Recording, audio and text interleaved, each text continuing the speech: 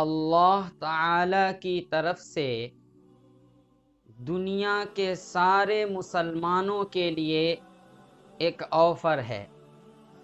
اگر کوئی مسلمان چاہتا ہے کہ وہ سال بھر روزہ بھی نہ رکھے اور سال بھر روزہ رکھنے کا ثواب بھی مل جائے، اگر کوئی مسلمان چاہتا ہے کہ وہ زندگی بھر روزہ بھی نہ رکھے اور زندگی بھر روزہ رکھنے کا ثواب بھی مل جائے، تو حدیث کی روشنی میں اس کے لیے دو طریقے ہیں۔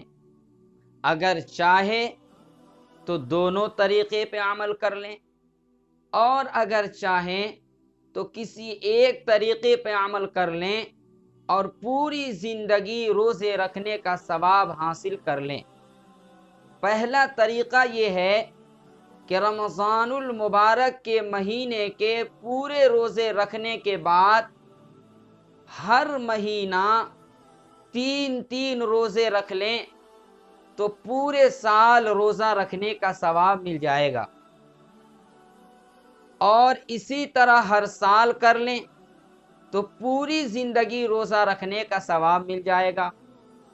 دوسرا طریقہ یہ ہے کہ رمضان المبارک کے مہینے کے پورے روزے رکھنے کے بعد رمضان کے بعد والے مہینے، جس کو عربی میں شوال کا مہینہ کہا جاتا ہے، جس کے پہلی تاریخ کو عید ہوتی ہے، عید کے دن چھوڑ کر شوال کے مہینے میں صرف 6 روزے رکھ لیں، چاہے لگاتار رکھیں اور چاہے الگ الگ کر کے رکھیں۔ تو رمضان المبارک کے پورے روزے رکھنے کے بعد کوئی شوال کے مہینے میں 6 روزے رکھ لیتا ہے تو اس کو پورے سال روزہ رکھنے کا ثواب ملتا ہے، اور اسی طرح ہر سال وہ روزہ رکھتا ہے تو پوری زندگی روزہ رکھنے کا ثواب ملتا ہے۔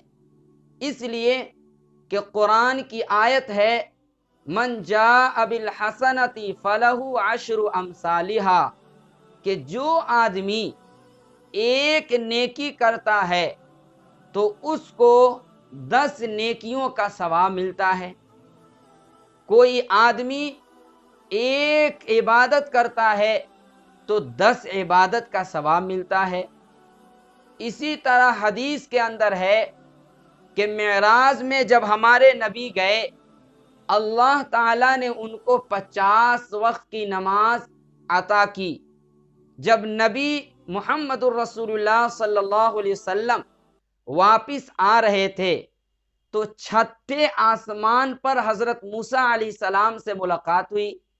موسیٰ علیہ السلام نے کہا کہ آپ کی امت 50 وقت کی نماز نہیں پڑھ سکتی، آپ دوبارہ جائیں اللہ سے معاف کروائیں۔